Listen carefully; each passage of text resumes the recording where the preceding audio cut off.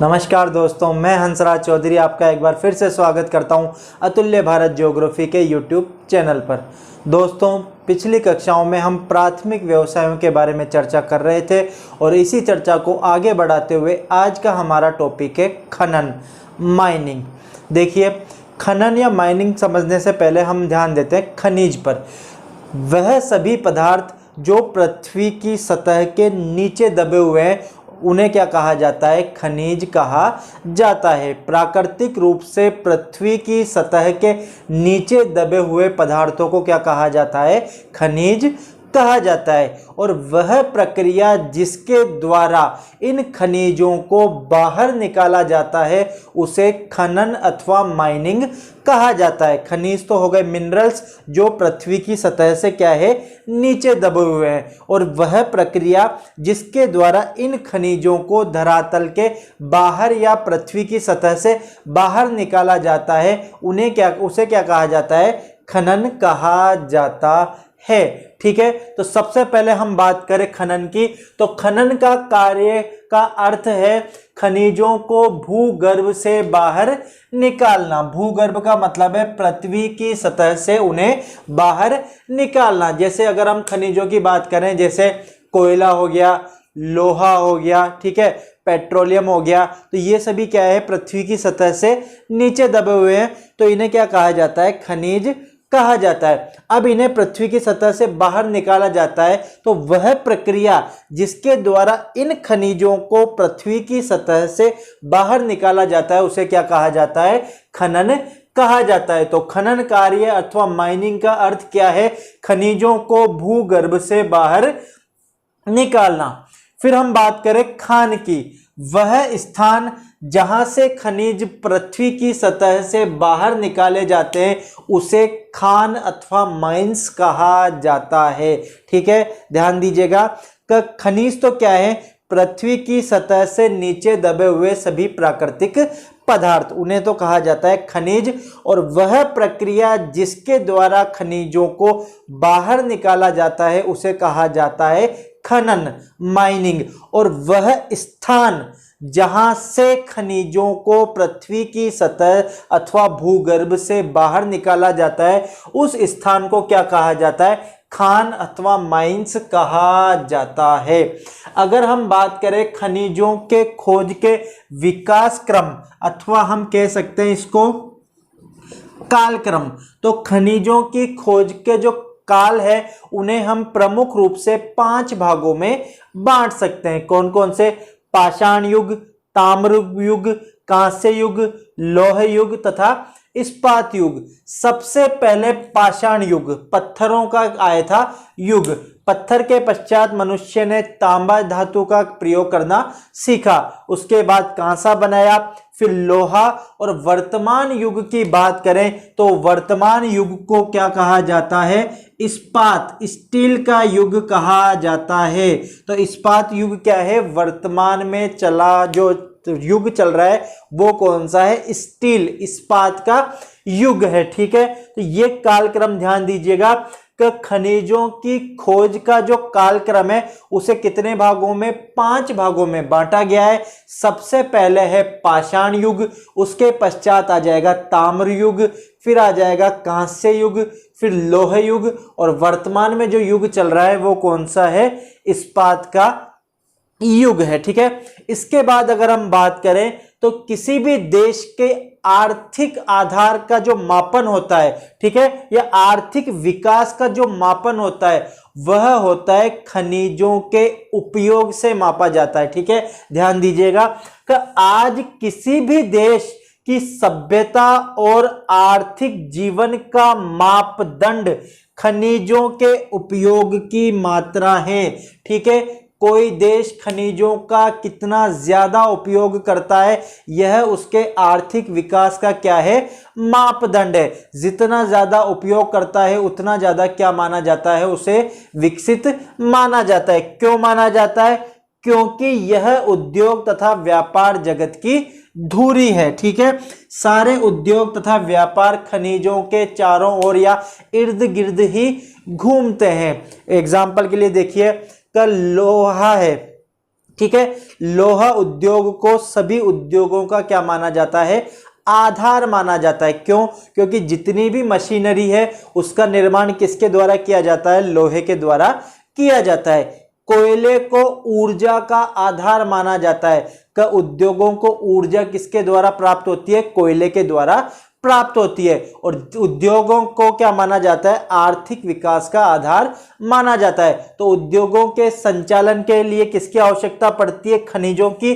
तो वही देश आज क्या माना जाता है, विकसित माना जाता है, जो खनिजों का उपयोग ज्यादा करता है। तो इस लाइन पे ध्यान दीजिएगा वापस, कि आज किसी भी देश की सभ्यता और आर्थिक जीवन का मापदंड खनिजों के उपयोग की मात्रा ही है। क्यों? क्योंकि यह उद्योग तथा व्यापार जगत की धुरी है। अब हम बात करते हैं खनन कार्य को प्रभावित करने वाले कारकों के बारे में। माइनिंग को इफेक्ट कौन कौन से फैक्टर्स करते हैं, इसके बारे में हम बात करें तो दो प्रकार के कारक हैं जो खनन के कार्य को प्रभावित करते हैं। एक है प्राकृतिक दशाएं और दूसरा है मानवीय दशाएं। कि किस प्रकार से प्राकृतिक दशाएं खनन कार्य को प्रभावित करती हैं तथा किस प्रकार से मानवीय दशाएं खनन कार्य को प्रभावित करती हैं। तो खनन कार्य को प्रभावित करने वाले कारकों को हम दो भागों में बांट सकते हैं। पहला है प्राकृतिक दशाएं अथवा कारक और दूसरा है मानवीय दशाएं अथवा कारक। जब हम प्राकृतिक दशाओं की बात करते हैं तो सबसे पहले आता है खनिजों की मात्रा। किसी भी स्थान पे खनिज कितनी मात्रा में पाए जाते हैं, यह भी बात भी खनन के कार्य को प्रभावित करती है। मान लीजिए किसी स्थान पे काफी ज्यादा मात्रा में खनिज पदार्थ दबे हुए हैं तो वहां पर खनन का कार्य क्या होगा, काफी ज्यादा मात्रा में होगा। लेकिन कोई ऐसा स्थान है जहां पे बहुत ही कम या अल्प मात्रा में खनिज पदार्थ पाए जाते हैं तो वहां पे खनिज निकालने की जो प्रक्रिया है अथवा खनन की जो प्रक्रिया है वो भी काफी कम अथवा छोटे स्तर पर ही होगी। तो खनिजों की मात्रा भी खनन के कार्य को प्रभावित करता है। ठीक है। इसके पश्चात अगला हमारा पॉइंट है खनिज भंडारों की स्थिति। खनिज भंडारों की स्थिति से तात्पर्य है कि खनिज भंडार कहां पर स्थित है। ठीक है। एग्जाम्पल की अगर अपन बात करें तो बॉम्बे हाई, जहां से भारत में पेट्रोल निकाला जाता है, वह बंबई के तट से आगे की ओर समुद्र में, अरब सागर में स्थित है। तो कई बार खनिज क्या होता है कि ऐसी जगह पर स्थित है जहां पर से उसे पृथ्वी से बाहर निकालना क्या होता है, कठिन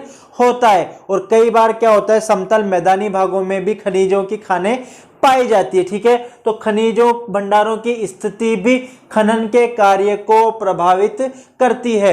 अगर सुगम और अनुकूल स्थिति पर खनिज भंडार पाए जाते हैं तो उन्हें निकालने की प्रक्रिया भी क्या होती है, आसान होती है और अधिक मात्रा में खनिजों को बाहर निकाला जा सकता है। और अगर दुर्गम स्थानों पर खनिज के भंडार पाए जाते हैं तो उन्हें खनिजों को पृथ्वी से बाहर निकालने में क्या होती है, कठिनाई होती है। अगली चीज है खनिजों की कोटि। कोटि से तात्पर्य है कि वह कितनी रैंक का, रैंक से मतलब है कि जैसे अगर अपन एग्जाम्पल की बात करें कि कोयले की 4 किस्में पाई जाती है, एंथ्रेसाइट, लिग्नाइट, बिटुमिनस तथा पीट। सबसे अच्छा कोयला माना जाता है एंथ्रासाइट, जिसमें कार्बन की मात्रा क्या होती है, सबसे ज्यादा होती है। और सबसे निम्न कोटि का माना जाता है पीट, जिसमें कार्बन की मात्रा क्या होती है, सबसे कम होती है। ठीक है। तो किस क्वालिटी का, किस कोटि का खनिज पाया जाता है, यह भी खनन के कार्य को प्रभावित करती है। अगर उसकी क्वालिटी अच्छी है, उसकी कोटि अच्छी है तो वहां पे खनन का कार्य क्या होगा, अधिक है। और अगर निम्न क्वालिटी का या निम्न कोटि का अगर कोई खनिज पाया जाता है तो उसको खनन की जो प्रक्रिया है वो भी क्या होगी, काफी कम होगी। इसके अलावा बात करें हम खनिजों के प्रकार तथा संपन्नता की, कि कितने प्रकार के खनिज पाए जाते हैं, कौन से खनिज पाए जाते हैं, ये सभी चीजें भी क्या करती है, खनन के कार्य को प्रभावित करती है। और सबसे लास्ट है बाजार की समीपता। देखिए सबसे इंपॉर्टेंट है बाजार की समीपता। खनन मतलब खनिज जो निकला है उसको बेचने के लिए बाजार होना आवश्यक है। कोई ऐसी चीज निकल रही है जिसको कोई खरीदने के लिए ही तैयार नहीं है, तो ये भी क्या करती है, खनन के कार्य को प्रभावित करती है। और अगर बाजार निकट है और किसी वस्तु की मांग ज्यादा है तो वो भी उस खनन कार्य को क्या करती है, प्रभावित करती है। जितनी ज्यादा मांग होगी या जितना नजदीक बाजार होगा उतना ही क्या होगा, उसका ज्यादा खनन किया जाएगा। ठीक है, अब हम बात करते हैं मानवीय दशाओं अथवा कारकों की, कि वह कौन सी मानवीय दशाएं जो खनन कार्य को प्रभावित करती हैं। इसमें सबसे पहली चीज आ जाती है मांग। देखिए अभी हमने बताया कि खनिज की कितनी ज्यादा मांग है। मान लीजिए सोना है, अगर बाजार में सोने की मांग कम हो जाएगी तो खनन कार्य भी क्या हो जाएगा, कम हो जाएगा। लेकिन अगर बाजार में सोने की मांग क्या होगी, काफी ज्यादा होगी, तो खनन कार्य भी क्या किया जाएगा, ज्यादा किया जाएगा। तो वे सभी वस्तुएं जिनकी मांग ज्यादा होती है उनका खनन कार्य अधिक किया जाता है, जबकि जिनकी मांग क्या होती है, कम होती है, उनका खनन कार्य भी क्या किया जाता है, कम किया जाता है।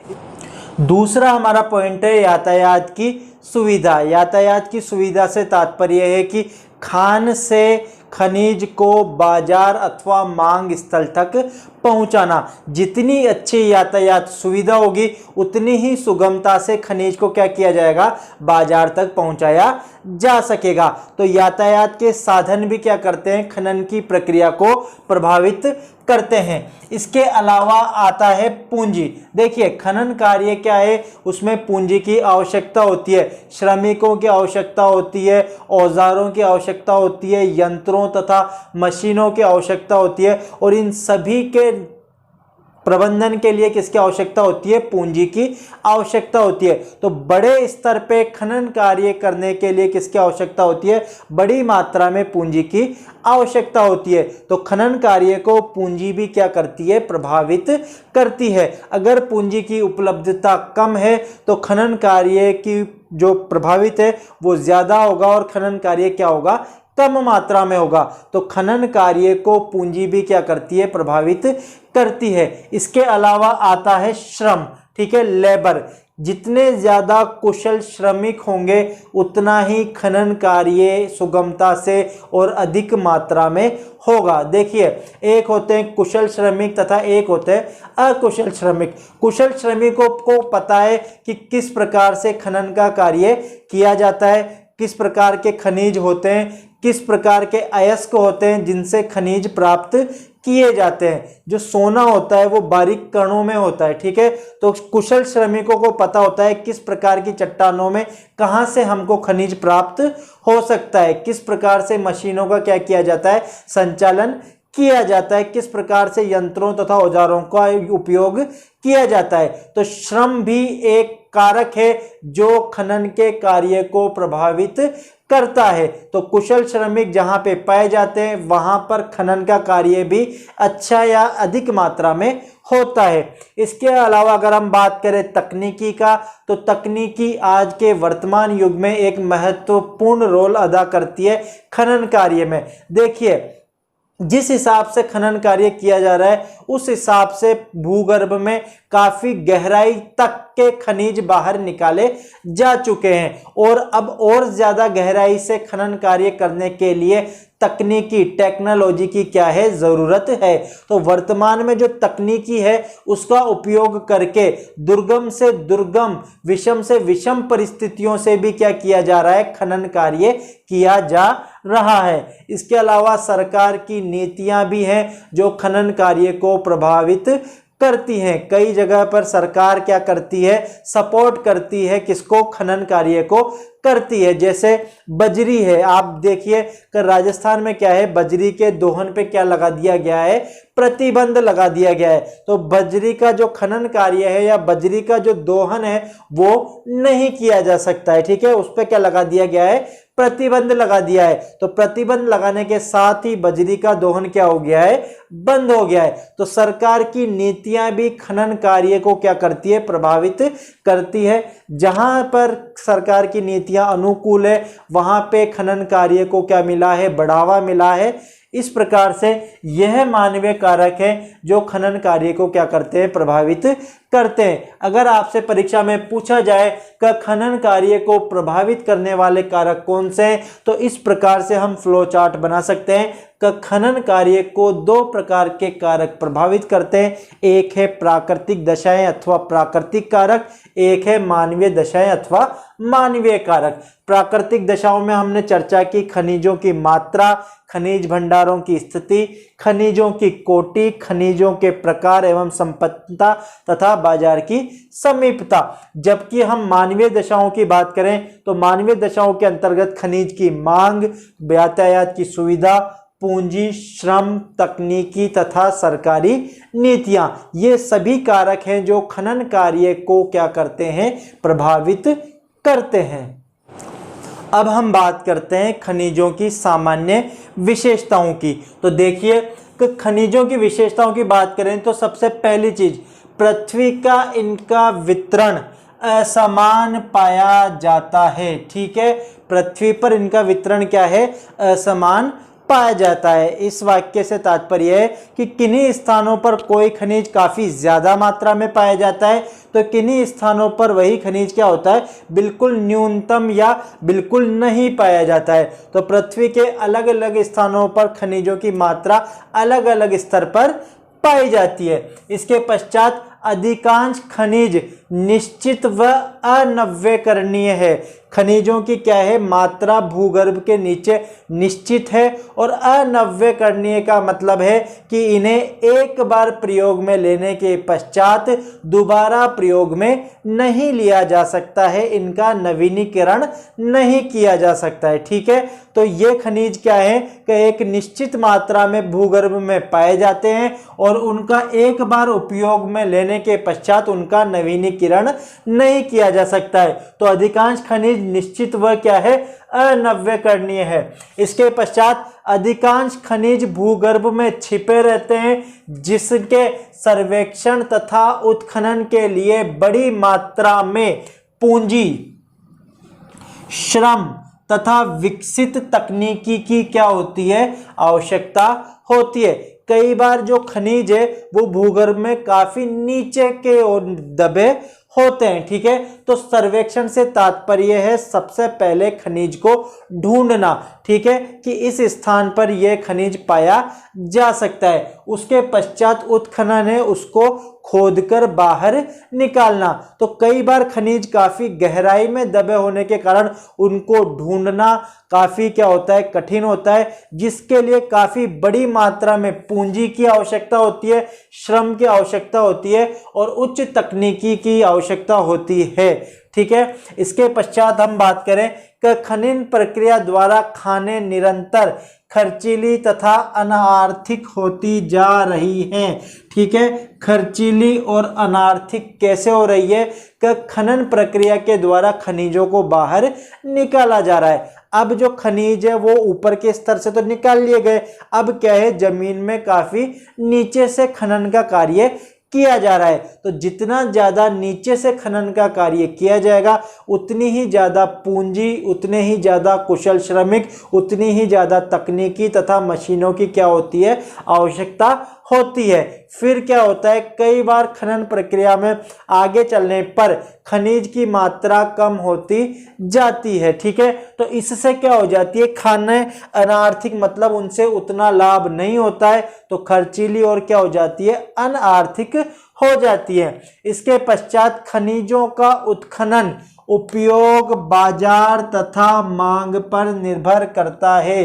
जितनी ज्यादा मांग होगी उतना ही ज्यादा खनन कार्य होगा, जितना निकट बाजार होगा उतनी ही ज्यादा उसकी क्या होगी, बिक्री होगी। तो ये सभी कार्य हैं जिसके द्वारा खनन की प्रक्रिया क्या होती है, प्रभावित होती है। उपयोग कि किस उपयोग में आ रहा है वो, बाजार तथा मांग, ये तीनों कारक हैं जो क्या करते हैं, खनन की क्रिया को प्रभावित करते हैं। तो खनिजों की सामान्य विशेषताओं की अगर हम बात करें तो पहली चीज ध्यान दीजिए, ऐसे कैसे हमें लिखना है कि पृथ्वी पर इनका वितरण क्या पाया जाता है, असमान पाया जाता है। अधिकांश खनिज निश्चित व क्या है, अनव्यकरणीय है। अधिकांश खनिज भूगर्भ में छिपे रहते हैं, जिनके सर्वेक्षण तथा उत्खनन के लिए बड़ी मात्रा में पूंजी, श्रम तथा विकसित तकनीकी की क्या होती है, आवश्यकता होती है।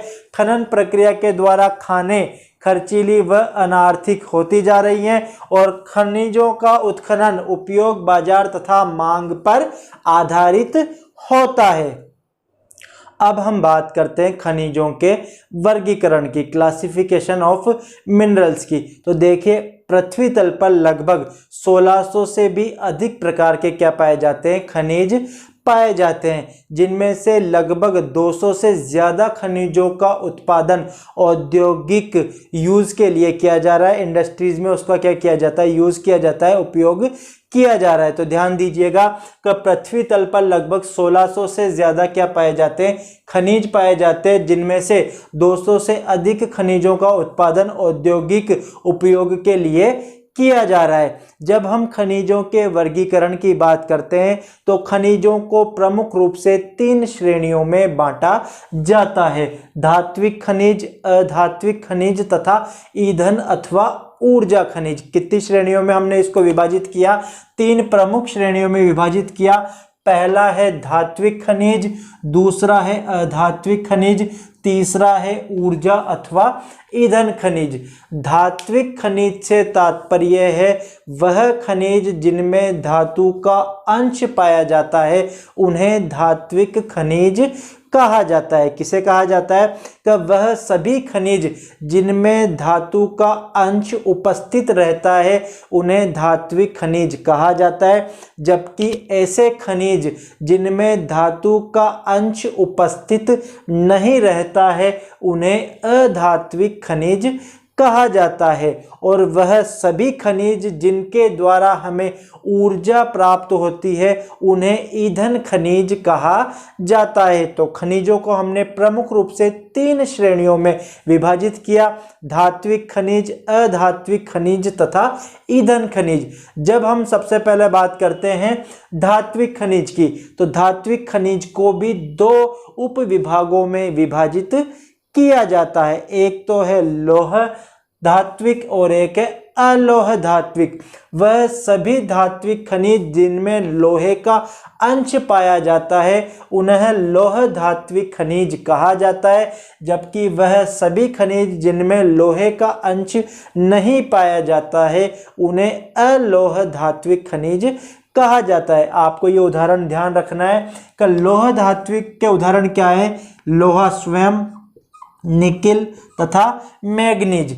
लोहा, निकिल तथा मैग्नीज 3 ऐसे खनिज हैं जिनमें लोहे का अंश उपस्थित रहता है। तो ये किस श्रेणी में आता है, लौह धात्विक श्रेणी में आता है। जबकि अलोह धात्विक के उदाहरण है तांबा, सीसा, जस्ता तथा एल्यूमिनियम। इन खनिजों में क्या होता है कि लोहे का अंश उपस्थित नहीं रहता है। तो आपको ये उदाहरण ध्यान रखने कि लौह धात्विक के उदाहरण है लोहा, निकल तथा मैग्नीज, जबकि अलोह धात्विक के उदाहरण है तांबा, सीसा, जस्ता तथा एल्यूमिनियम। इसके पश्चात हम बात करें अधात्विक खनिजों की, तो अधात्विक खनिजों को भी 3 उप विभागों में विभाजित किया जाता है। सबसे पहले आता है इमारती।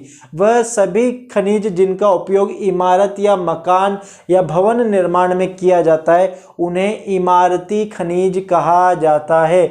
जैसे चूना पत्थर हो गया, लाइमस्टोन बलुआ पत्थर सैंडस्टोन हो गया, और संगमरमर क्या हो गया, मार्बल। तो जिन खनिजों का उपयोग भवन निर्माण में किया जाता है उन्हें क्या कहा जाता है, इमारती खनिज कहा जाता है। रासायनिक खनिजों के उदाहरण है नमक, अभ्रक तथा जिप्सम। इसके अलावा रत्न खनिज, जिन खनिजों का उपयोग आभूषण बनाने के लिए किया जाता है उन्हें रत्न खनिज कहा जाता है। तो रत्न खनिजों के उदाहरण क्या हो गए, सोना तथा चांदी।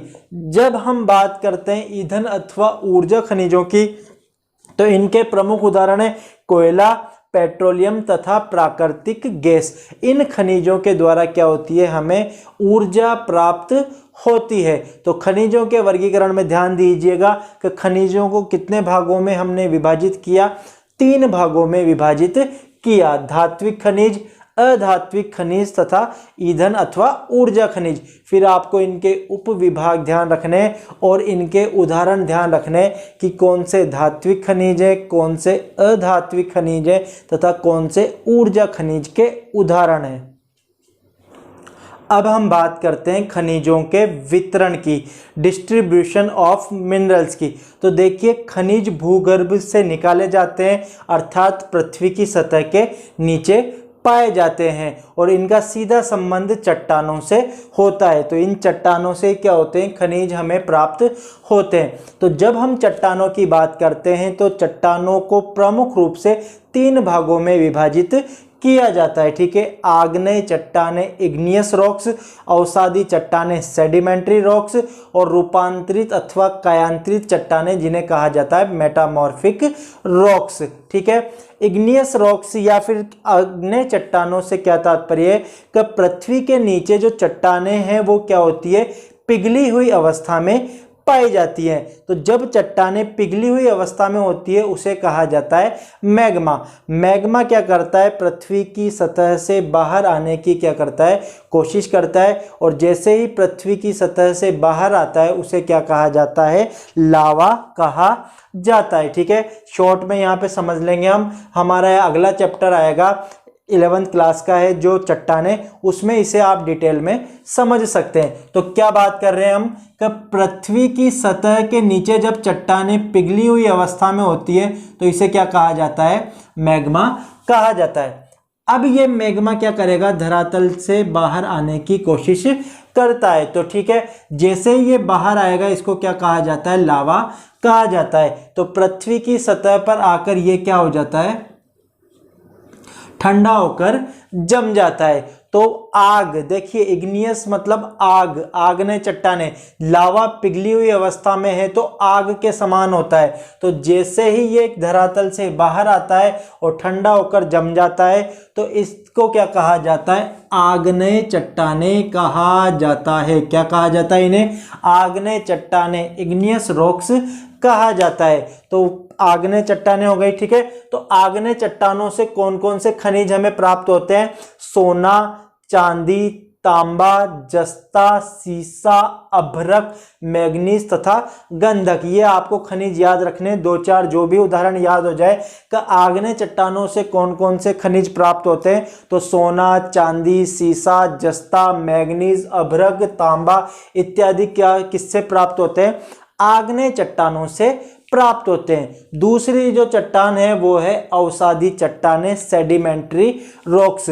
अवसादी चट्टानों से तात्पर्य क्या है कि ये जो आग्नेय चट्टानें हैं इनका अपक्षय तथा अपर्दन होता है, ठीक है। वेदरिंग तथा इरोजन, वेदरिंग होता है अपक्षय और अपर्दन क्या होता है, इरोजन होता है, ठीक है। तो अपक्षय तथा अपर्दन के द्वारा क्या होता है, ये चट्टानें बारीक बारीक टुकड़ों में टूट जाती हैं और इनका क्या होता है, परिवहन होता है। अपक्षय से तात्पर्य है किसी भी चट्टान का अपनी सतह पर टूट फूट कर बिखरना और अपर्दन से तात्पर्य है गतिशील प्रक्रमों, जैसे पवन हो गया, ठीक है, जल हो गया, हिमानी हो गया, इनके द्वारा उस चट्टान चूर्ण का एक स्थान से दूसरे स्थान पे जाकर बहना, ठीक है। तो अपक्षय तथा अपर्दन के कारण क्या होगा कि ये चट्टान बारीक कणों में टूटकर इसका क्या होगा, स्थानांतरण होगा और धीरे धीरे इसका क्या होने लग जाता है, जमाव होने लग जाता है। तो अत्यधिक जमाव के कारण इस पे क्या पड़ेगा, दबाव पड़ता है और यह कठोर होकर जिस चट्टान का निर्माण होता है उसे अवसादी चट्टान कहा जाता है। अवसादों के द्वारा निर्मित चट्टान को अवसादी चट्टान या सेडिमेंट्री रॉक्स कहा जाता है, ठीक है। तो अवसादी चट्टानों से हमें कौन कौन से खनिज मिलते हैं, कोयला, पेट्रोलियम, प्राकृतिक गैस, पोटाश तथा नमक। आपने छोटी कक्षाओं में पढ़ा भी होगा कि लाखों करोड़ों सालों पहले पेड़ पौधे तथा जीव जंतुओं के नीचे दबने से पेट्रोलियम तथा कोयले का क्या हुआ, निर्माण हुआ। पेड़ पौधे पहले दब गए और फिर लाखों करोड़ों साल बाद किसके रूप में परिवर्तित हो गए, कोयले तथा पेट्रोलियम, ठीक है। तो इन अवसादों में ही क्या हो जाते हैं, ये दब जाते हैं और इन्हीं के द्वारा क्या होते हैं, ये खनिज प्राप्त होते हैं। तो अवसादी चट्टानों से कौन कौन से खनिज प्राप्त होते हैं? कोयला, पेट्रोलियम, प्राकृतिक गैस, पोटाश तथा नमक। तीसरे प्रकार की चट्टानें होती है कायांतरित अथवा रूपांतरित चट्टानें, मेटामॉर्फिक रॉक्स। तापमान तथा दबाव की अधिकता के कारण जब चट्टानों का रूप परिवर्तित हो जाता है तो उसे रूपांतरित अथवा कायांतरित चट्टानें कहा जाता है। जैसे ग्रेफाइट, हीरा तथा संगमरमर। कोयले का रूप परिवर्तित होकर क्या बना? ग्रेफाइट, और ज्यादा रूपांतरण होने से किसका निर्माण होता है? हीरे का। जबकि चूना पत्थर का रूप परिवर्तित होकर क्या बनता है? संगमरमर बनता है। तो तापमान तथा दबाव के कारण क्या हो रहा है? चट्टानों के रूप में क्या हो रहा है? परिवर्तन हो रहा है। तो इसके द्वारा निर्मित चट्टानों को क्या कहा जाता है? कायांतरित अथवा रूपांतरित चट्टानें कहा जाता है, मेटामॉर्फिक रॉक्स कहा जाता है। तो इनका उदाहरण क्या हो गया? ग्रेफाइट, हीरा तथा संगमरमर। तो जब हम किसकी बात कर रहे हैं? खनिजों के वितरण की बात कर रहे हैं, डिस्ट्रीब्यूशन ऑफ मिनरल्स की बात कर रहे हैं, तो हम क्या कह रहे हैं कि खनिजों का सीधा संबंध किससे होता है? चट्टानों से होता है। चट्टानें कितने प्रकार की होती है? 3 प्रकार की होती है, आग्नेय चट्टानें, अवसादी चट्टानें तथा कायांतरित चट्टानें। इसके पश्चात आपको इनके क्या याद रखने हैं? उदाहरण याद रखने हैं। तो इस प्रकार से प्राथमिक व्यवसाय का अंतिम टॉपिक खनन, माइनिंग हमारा क्या होता है? कंप्लीट होता है। इसमें हमने खनन की प्रक्रिया को प्रभावित करने वाले कारक पढ़े। इसके पश्चात हमने खनिजों की क्या पढ़ी? विशेषताएं पढ़ी। इसके पश्चात हमने खनिजों का वर्गीकरण और फिर खनिजों का वितरण के बारे में चर्चा की। ठीक है, तो इस प्रकार से हमारा पाठ्य पुस्तक का 8वां अध्याय प्राथमिक व्यवसाय कंप्लीट होता है, जिसमें हमने 7 प्रकार के व्यवसाय, आखेट, पशुचारण, मछली पकड़ना, खाद्य संग्रहण, कृषि, ठीक है, लकड़ी काटना तथा लास्ट में खनन के बारे में चर्चा की। उम्मीद करते हैं आपको ये चैप्टर समझ में आया होगा। अगली कक्षा में किसी नए चैप्टर के साथ आपके समक्ष फिर से प्रस्तुत होंगे। तब तक के लिए धन्यवाद।